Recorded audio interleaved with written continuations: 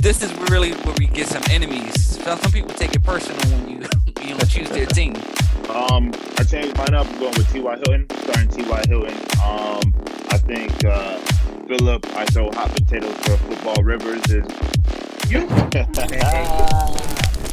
I'm gonna start Tyler Boyd. So I'll give y'all another gem. Obviously, if you have like a Monday night team, you always want to play the Monday night plays just for a psychological advantage. Ladies and gentlemen, welcome to week 7 within the Indecision Cave. I'm your host, Ryan Grace, and as usual, I'm joined with the most dedicated, most educated fantasy football owners within the league. We got Joe from his flip phone. Joe, how you doing today, my man? What's up, host? Glad to have you here, my man. We got Justin, who's inching closer and closer to his 40th regular season victory in Indecision Cave history. Justin, how you feeling, man? Oh, it's another Monday, man. Nothing new. Okay. And Commissioner Jones, man, I know people ruffled your feathers a little bit this weekend. Hope everything's all copacetic. How you feeling, man? What feathers were ruffled? People were discussing maybe there not being defenses in the Indecision Cave moving forward, and you were on the record with something pretty outlandish, no? Yeah, get that up out of here, yo. No defenses, no action. Straight up. Respectfully. Commissioner and Justin leaving if we decide to part with defense. That's what we like to hear. Well, as everybody knows, for our early week episode, we go through and discuss our matchups. So, Joe, we know you're 1-4. We know this is a big week for you, man. How are you faring so far? Without looking at my phone while the Cardinals are facing the Cowboys right now, I was down 12 going against DeAndre Hopkins and Kenyon Drake, who could both easily get 12 on their own. So I'm going to be 1-5. So not faring well, and definitely not expected. I thought this week was going to be a good one for me. Yeah, I think that's interesting that you bring that up because you know, going into about 20-30 minutes before the 1 p.m. kickoffs on Sunday, you made a pretty interesting decision, man. Can you tell the viewers what you did, and was that the best choice? So it was actually a little bit more time than that because my opponent is a pastor, and I knew that he would need a little bit more lead time to be able to get the message. The message that I needed to send to him was, hey, bro, you don't have a starting quarterback and a starting tight end in your lineup. Can you fix that? So I went back and forth. It wasn't an easy decision for me. But two things. One is I didn't want that type of win. It's like, I think about it, if I'm the Golden State Warriors and I'm about to face the Cavaliers and LeBron missed the team bus, like, I don't want that type of win. I want him to be there. I want to face full competition. And if I get a win, I want to earn it. I don't want no givens.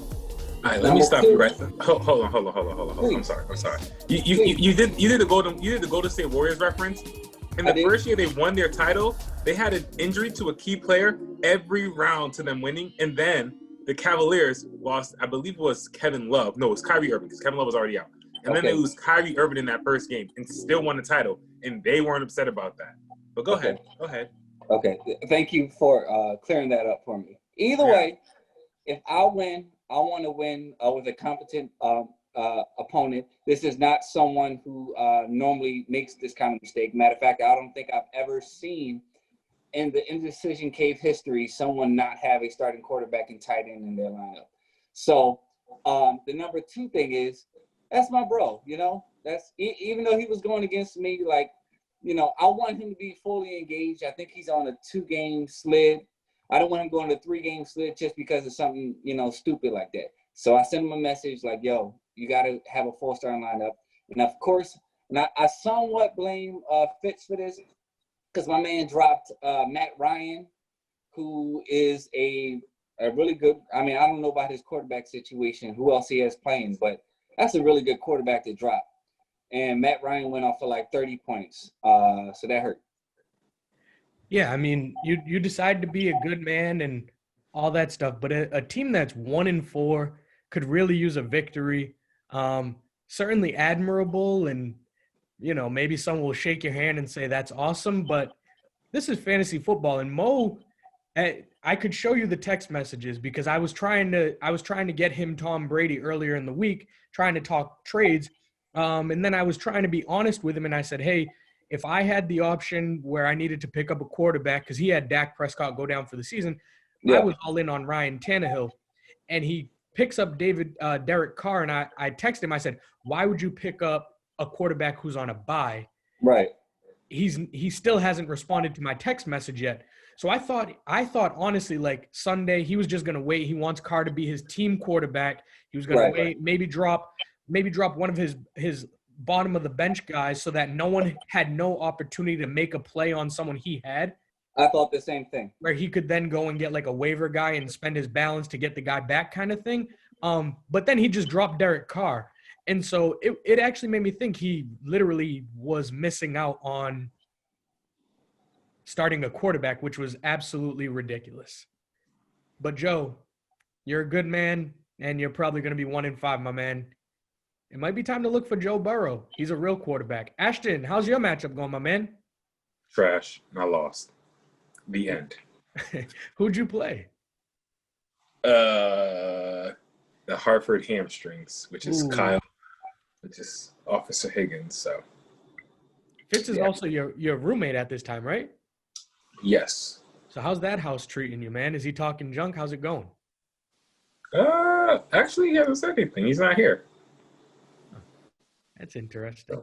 Okay. But we got money. Any moves that you could have made this week to kind of balance it out or have made it more competitive or got you the W?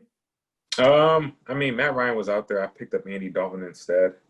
I don't know why. Every podcast I'm listening to is talking about how the Vikings defense is playing well. And everyone's like, sit Matt Ryan, even though it's a tough matchup. So I was like, all right, I'll not pick up Matt Ryan. Keelan Cole and Russell Gage decided to give me 30 points on my bench. And instead I started Zach Ertz. Hey, Ace, do you remember who my sit for the last podcast was?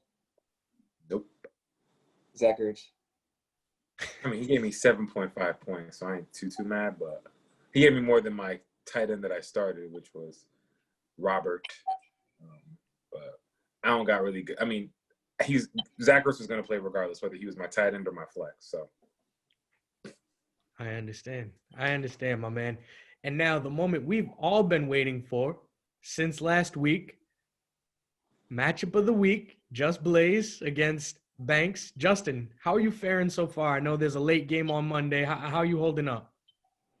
I mean, for me to be even in this matchup at this point is success for me. I would like to close it out with a win. It's a stretch, but we'll see how this last game goes. It's pretty much up to Dalton getting the ball to CeeDee Lamb. So I made an error with a John Brown placement in my flex.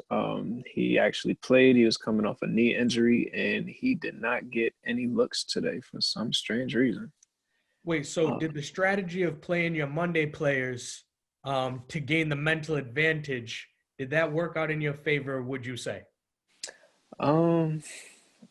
Yes and no. Obviously, my Patrick Mahomes got to play him, so of course he brought me back. I did.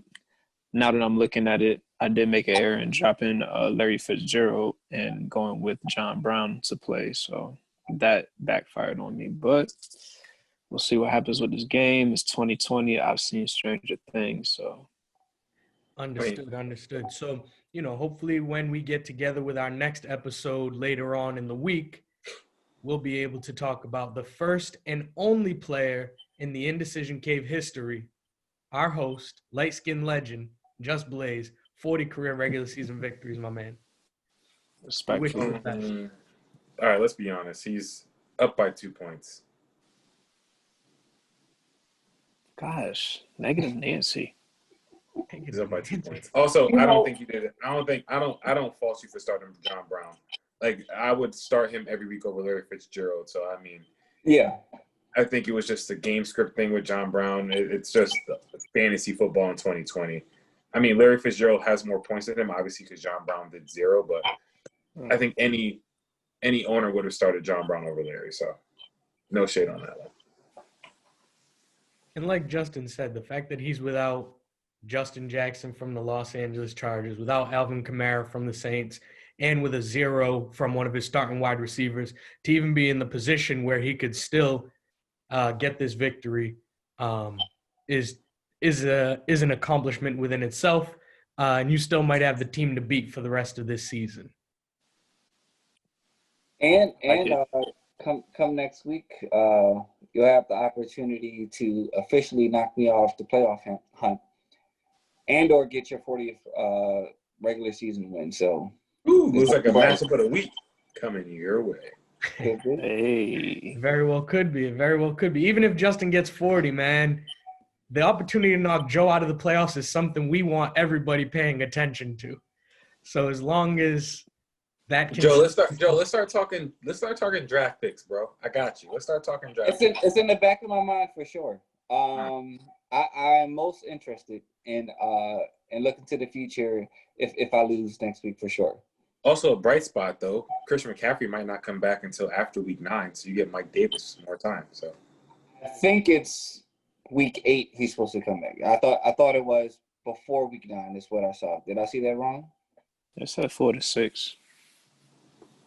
Okay. Well, he didn't do too well for me this week. Freaking Brian Madison. Goodness gracious. I think he was my start.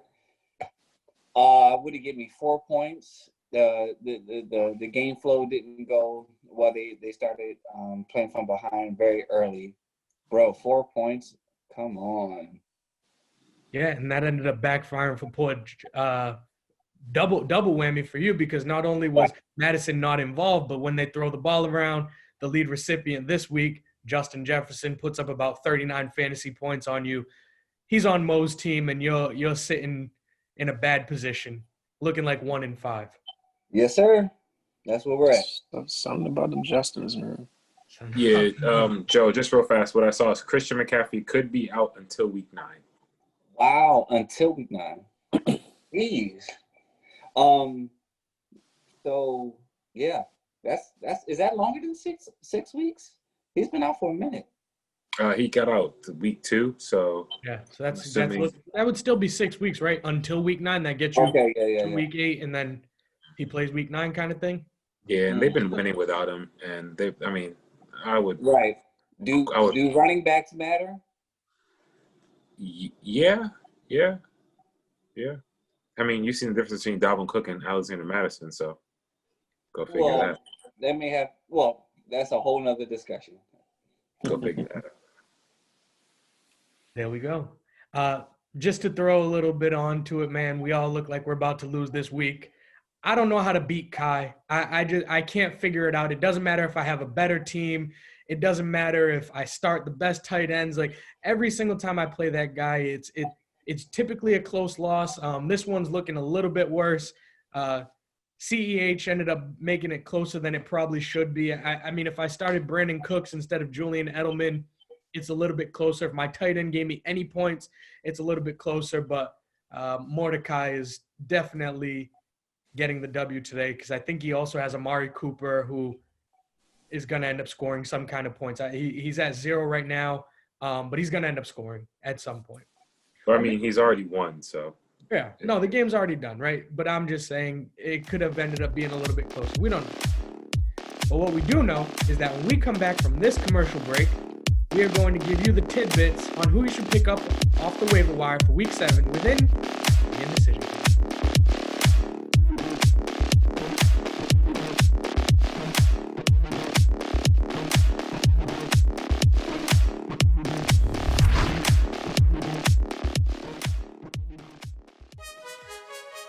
Welcome back to the Indecision Cave. We're here Week 7, giving you the best tidbits on who to pick up off the waiver wire this week. Justin, who are you looking at for Week 7, my man?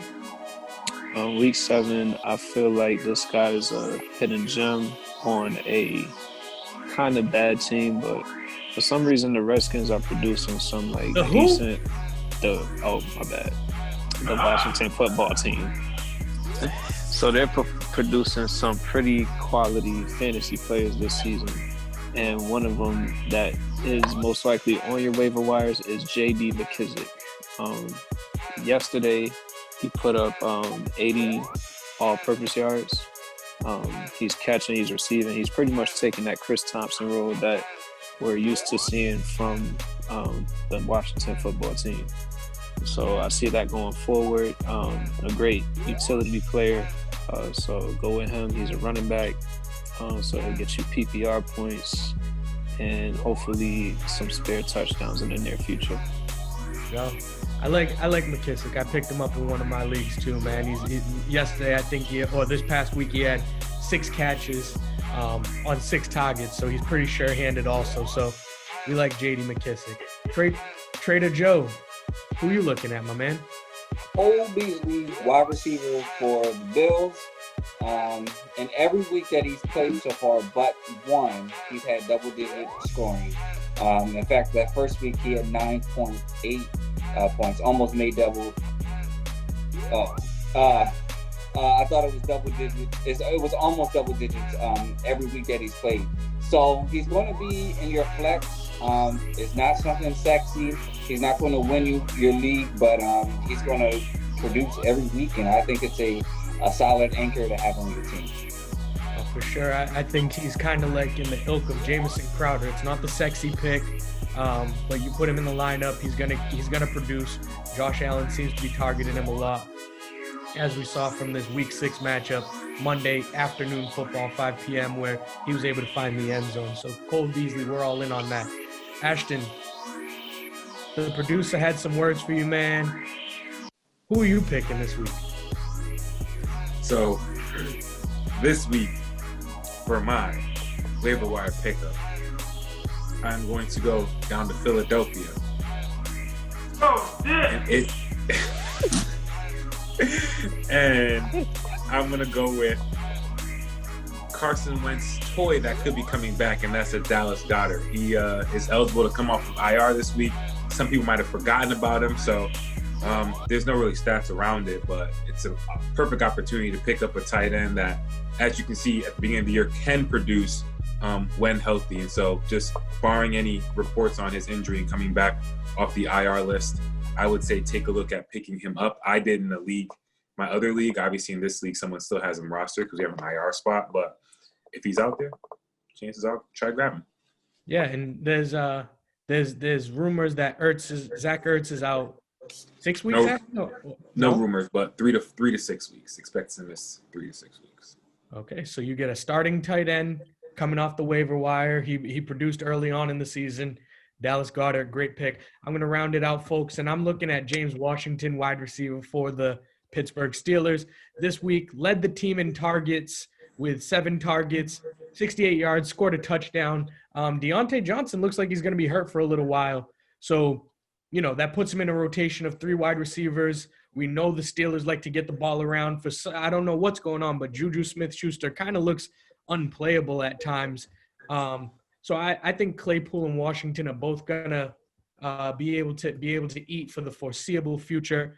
And in their next 3 weeks, they're at Tennessee, who's down in the defensive backs. Then they're at Baltimore, which is a bad matchup. But then they come back the week later and they're facing the Cowboys, and the Cowboys kind of are giving up a lot of points to wide receivers. So in 2 of the next 3 weeks, we don't know what's going to happen with Deontay Johnson, but Washington should be able to see some targets, should be able to see some love. So I'm all in on James Washington and, frankly, Chase Claypool if he's somehow still available, obviously, but I don't see how that's still happening. So I'm leaning towards James Washington this week. Fellas, we did it. Great job. We're all about to lose our matchups this week. Joe's going to be 1-5. Ashton, is that going to make you 2-4? 2-4, my man. That's probably your worst record in the last 3 to 4 years, maybe ever. Is that your worst ever? No, I started off 1-5 and made the playoffs. Okay. Hey, there's hope. Yeah, but I think it was a year I had like Josh Gordon suspended or something like that. Like I had someone waiting to come back and they just took off. There's no hope. Okay. There's no hope. There's always hope. Well, we kind of have this dynasty thing going a little bit. So, Joe, you can start making moves to maybe acquire some draft assets or some young picks that are further back in the list. Yeah. I got some questions, though. I just want to see what the market is looking like. Is anyone willing to depart a real draft pick next year for any of my players? Let's say a second rounder. Is that even in anyone's minds? Let's say a second round pick next year for A-Rod? Anything like that? A-Rod is in like Allen Robinson? Yeah. I wouldn't give up a second for someone I can't redraft, but draft picks on the board. Well, Also, damn. it looked like Tony Pollard's taking a lot of carries right now since Zeke don't know how to hold on to the ball. Oh, spicy. Yeah, we'll see what happens in the second half. See, Joe, I think that's pretty interesting from the standpoint that hypothetically, say, because we do a random draft order, right? Like there's no logic to our draft pick process, pretty much. So would you feel comfortable with the 24th pick if you were losing Allen Robinson? Allen Robinson can't be a keeper, but like maybe is that what you would want? I'm sorry, I didn't follow that. Say it again. So you would take a second round pick for Allen Robinson? You saying if I was the recipient of Allen Robinson? No. You're giving up Allen Robinson. You like that? For a second round pick for next year? Yeah. Yeah. It's interesting. I guess, yeah, you'd have 3 top 24 picks, so you'd be in a good position for next season. So you don't think that's worth it? Or you think I'm not asking enough? I'm confused. No, I'm asking if that's enough for you to give up Allen Robinson. Yeah, potentially. I mean, I'm not saying that I'm doing it right now, but if I lose to Justin next week, yeah. Wholesale market out at the Trader Joe's. Justin, you feeling okay with about 2.5 quarters left in your big matchup of the week? Like I said, man, I've seen crazier. It's 2020, so we're just watching the game. There you go. Well, when we come back later on in the week, we'll have Justin talk about if his team was able to come away with victory. We might have a matchup of the week where he and Joe go toe-to-toe for Joe's draft picks and draft livelihood.